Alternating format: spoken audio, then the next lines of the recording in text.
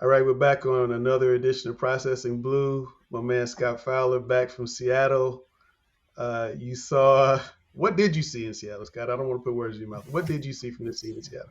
Well, I saw a lot of false starts. Number one, Yeah, 8 of them, right? eight false starts. I've seen three or 400 NFL games at this point in person. I've lost count, and there's always something new in almost every game. And that Yeah. one, I had never seen eight false starts. That was pretty unprecedented, even in that noise environment. The Panthers have played there before, and playoff games that have been even louder and not had. I mean, eight false starts was the most in the NFL in 12 years. So that was number one, but it was an Wait, say exciting that again. game. Yeah. Say that. How many years? Uh, Last dozen years, most Wow, false starts in the NFL. wow.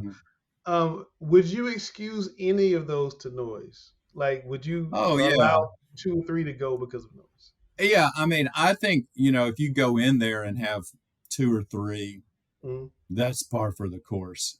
To have seven, excuse me, four of which were on Ike Ekwonu, Yeah. that's kind of sad. That speaks to a lot of problems in an offensive line, and two on Taylor Moton, who's an extremely well played veteran player too. So the two tackles had 6 of the 7 on the offensive line. So that was bad. Nevertheless, they scored 27 points, which was as much as they scored in the first two games combined. Again, they were in the game Yeah. until the fourth quarter. So that wasn't like they're getting, they didn't get beat 70-20 like Denver did. They didn't get beat 41-10 like Chicago did. Nevertheless, they lost and they're 0-3.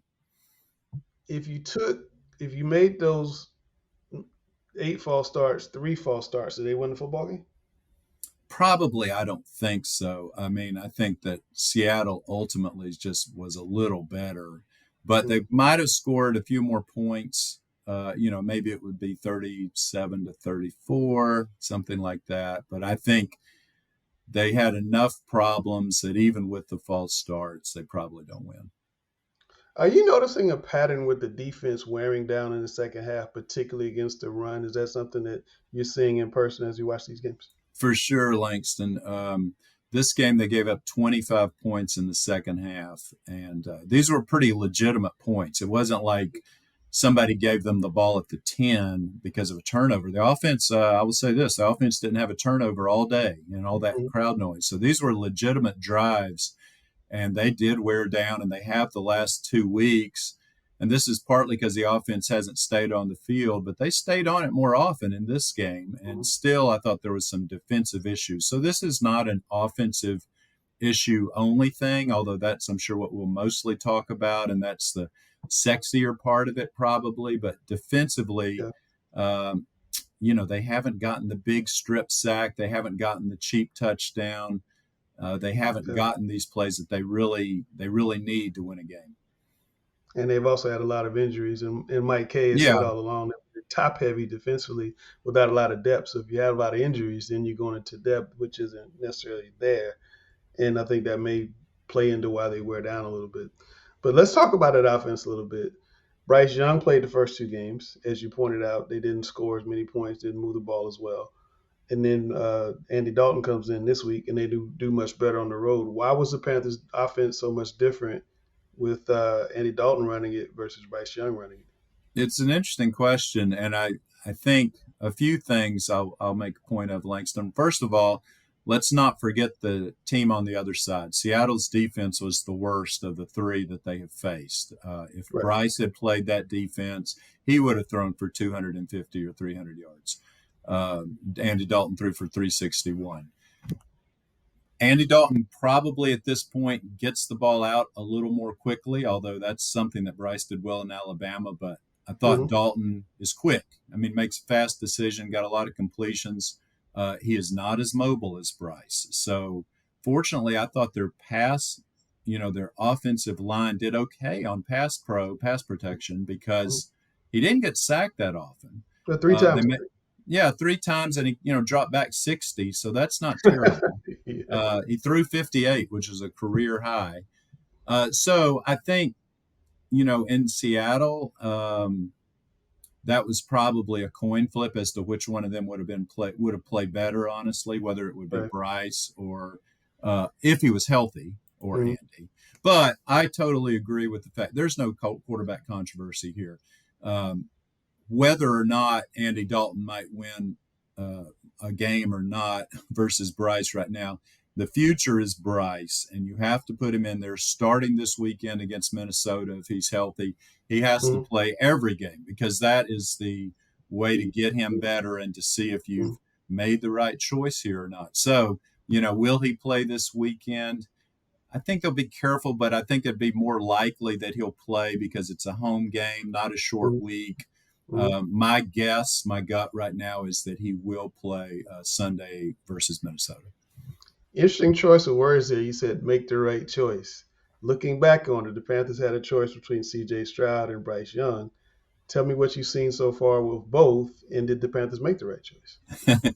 Well, you can't make a decision on that after 3 games, but I will say the early returns have not been real promising for the Panthers. C.J. Stroud is coming to the league with a thunderclap. Really, Mm, he's thrown for a bunch of yards. I don't think he has a pick yet. no, okay. They're not winning that often. I think they've won one game, but he has played. He has looked the part very much, and Bryce has been okay. He's not been Mm, terrible, but he's lost twice, and then he got hurt by the third game and missed that game. That is not good because durability has always been one of the questions with Bryce Young's body type, 5'10", right. and generously listed at 204 weight.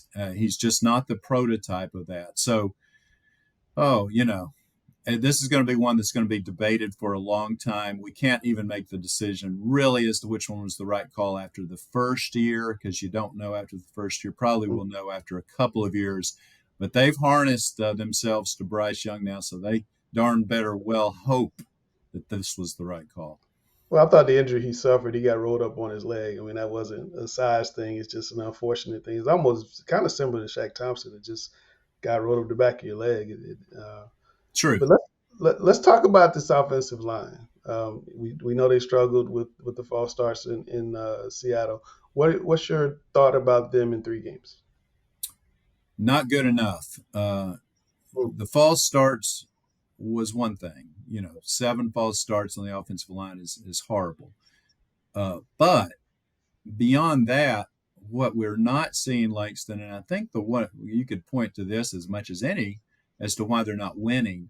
Remember last year when Wilkes was coaching and they had a real run heavy approach the last half of the yes. season, had a pounding back in Deontay Foreman, and Chuba Hubbard was playing well. And they just ran the heck out of the ball. Like in Seattle, they ran for 230 yards or something. Yeah. This week, they ran for 44.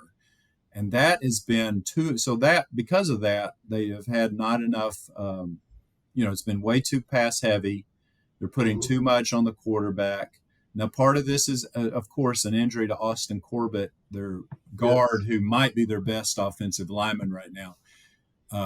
But that's everywhere. That's in Seattle. You know how many Is Seattle he back offensive though? linemen were out? Austin Corbett is going to be back eventually, but he's out this week too. Okay. Okay. So Seattle had 4 offensive linemen out in that game. They're playing a full team of second stringers at the And they offensive ran it line. down. They ran it down the Panthers' throats in the second half. Exactly. So you can't blame that. Again, to Mike Kay's point, that this team is somewhat top heavy. Mm-hmm. They've gotten into having to hit depth early in the Mm-hmm. the second string, and it's just not really worked out yet for some of these second stringers who you hope would make a big impact. Haven't really Mm-hmm. yet, and that includes the offensive line. How much will Corbett help when he comes back? I know he's on the pup list. He has to sit out at least 4 games. So, I mean, maybe he can come back week 5, week 6. How much would that help to get him back? Well, it'll definitely help. He'll stabilize things. He's a veteran that just he's won a Super Bowl for the Rams. I mean, he's just a guy who's gonna. You have him and Bozeman right next to each other. They're not going to miss a lot of offensive line calls. I think honestly that help Icky Aquanu Mm-hmm. sort of just take a deep breath, calm down. Mm-hmm. Icky can play, but they're having trouble right now with some very basic football things. And I Mm-hmm. think Corbett returning will help that. And this team has got to be more, 55% 40 pass, 45 run, not more like 70-30 or so, which is kind of what we've seen the first three games. I asked Mike this question right after the Seattle game. Do you think that running is just more of a play call thing, at least early? Just that we're deciding as coaches that we're going to, pass the ball more, or do you think it's something else? Well, it partly is, they've been behind in every game. And Mm. so that's Well, just the they were leading situation. this game. It was 3-0. They were up with the ball. True. And they led at one point in the third quarter in I think the New Orleans game. But Yeah. what's happened is that fourth quarter, they've, probably thrown the ball 20 times and run the ball once in most of Mm. these last games. So early on, it has been a little bit more 50-50. But yeah, it's a play calling thing, sure. But also when you're beating your head against the wall and it's always 2nd and 9 after you call a run, I don't blame them for Yeah. trying to, getting away from it some because you know who I'm a little disappointed in, Langston? Miles Sanders. Miles Sanders Mm. had a big time year last year in Philadelphia and came in here with the idea that he was going to touch the ball 20, 25 times a game, kind of Mm. be a poor man's Christian McCaffrey.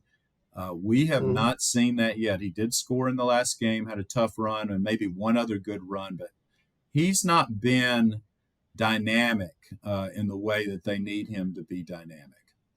Mm. Okay. Let's talk about some bright spots, Scott. We talked about some lower, cloudier things with the Panthers. The clouds are a little gray. I thought DJ Chark had some nice moments in Seattle. The touchdown catch, obviously, he almost had a phenomenal play on a over the top situation. Adam Thielen, 11 catches, I think 145 yards, had 7 catches week before that. Those two receivers are starting to separate themselves a little bit from everybody else. Yes.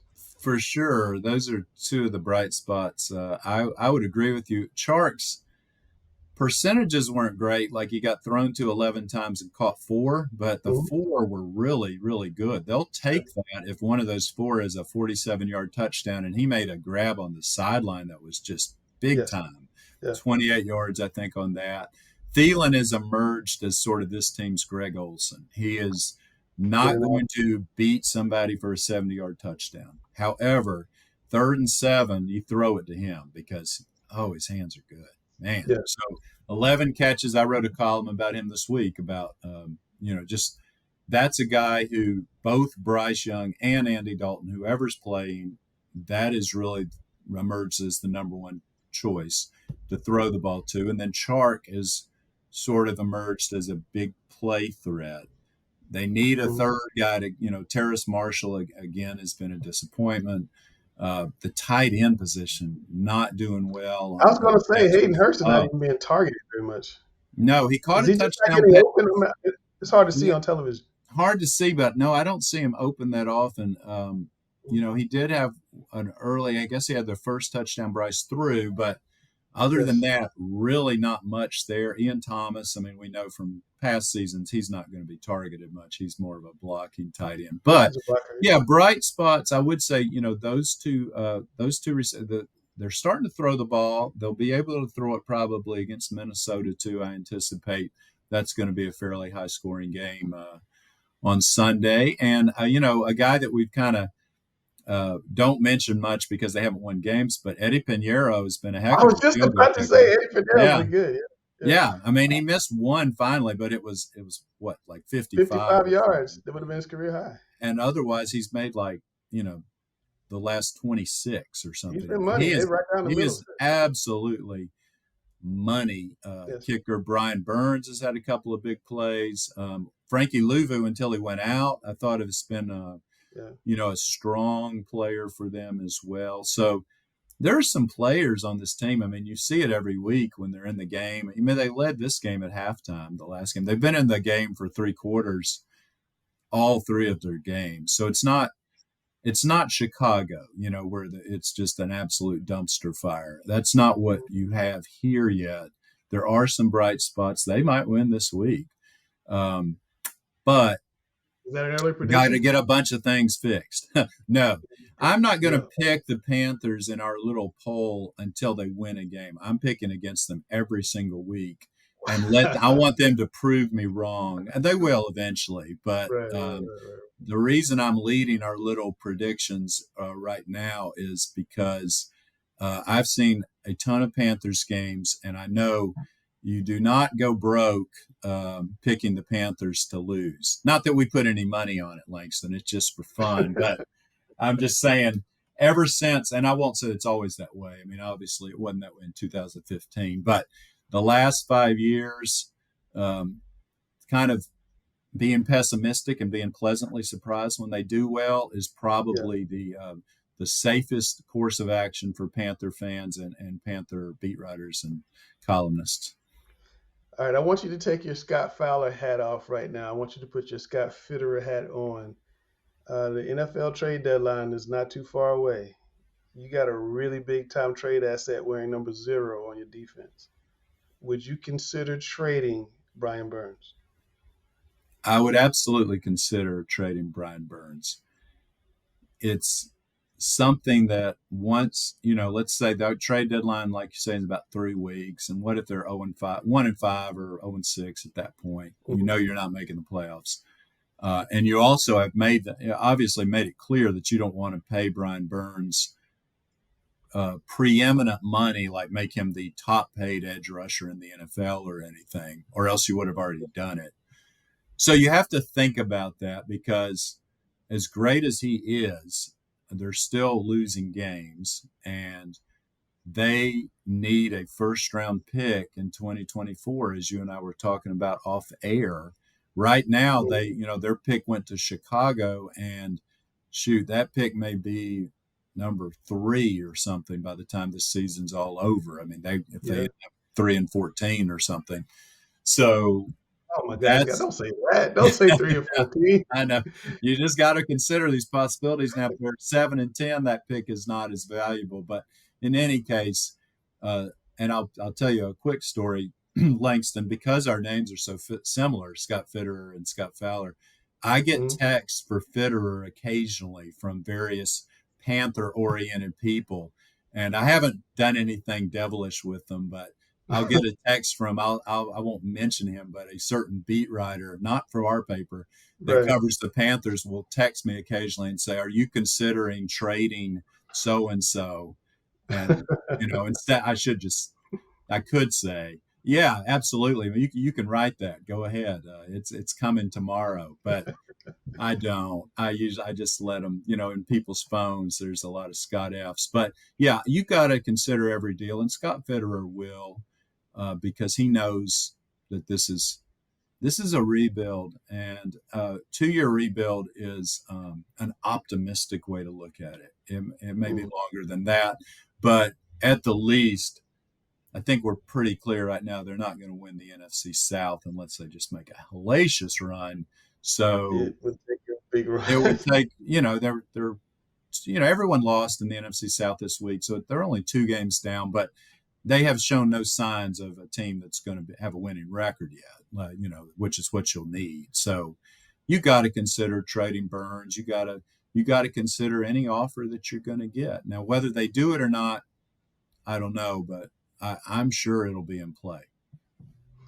Let's talk about the Panthers' schedule. When do you see that first win? The Vikings haven't won. They're coming up Sunday. Then they play the Lions, and then they play the Dolphins, who scored 9,000 points this past week.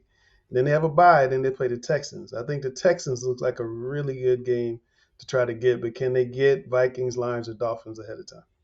I mean, out of Minnesota and Detroit, they may well win one of those two. I don't think they're not going to beat Miami in Miami. That offense is it's just too much right now. Robert Griffin says it's generational. Yeah, well, 70 points. I mean, that is a good argument for that. We'll see. I mean, they have to keep it going. Sometimes Miami has been has flashed, and then at the end of the season Yeah. they're going to when they're playing cold weather games they're not as good. But wow, yeah, they've got it going on right now. So that'll be a fun game, but I don't see that as a win. But Minnesota at home. I mean, like I say, I'm going to pick against them just because that's just the way I'm going to do it. I can The see Vikings them gonna win score that. the Yeah. Vikings score 69 points in 3 games. That's a winnable game. Yeah, it is. They're 0-3. I mean, they've had some coaching issues. Some they might should have won this past weekend. Detroit, I don't think is that great either. I mean, so I think out of those two, they might Lions are get 2 and one. 1. Yeah. Yeah, they've only scored 72 points all year. But yeah, so I mean that's a winnable game. I definitely think the Texans game looks like if I was like gonna bet, a serious. I don't bet, but if I was gonna bet a serious amount of money for when that game comes. But I may have to adopt your your position on the picks. I'm not doing well on the picks, and just go against the Panthers until they win. But Scott, thanks for joining us this week, man, on Processing Blues. For always fun talking to you, giving the fans the insight to the team. If you watch us on YouTube, make sure you hit that bell. Make sure you like, subscribe, share, or wherever you're following us. And come back next week. Thanks, Langston. It's always a pleasure. Absolutely.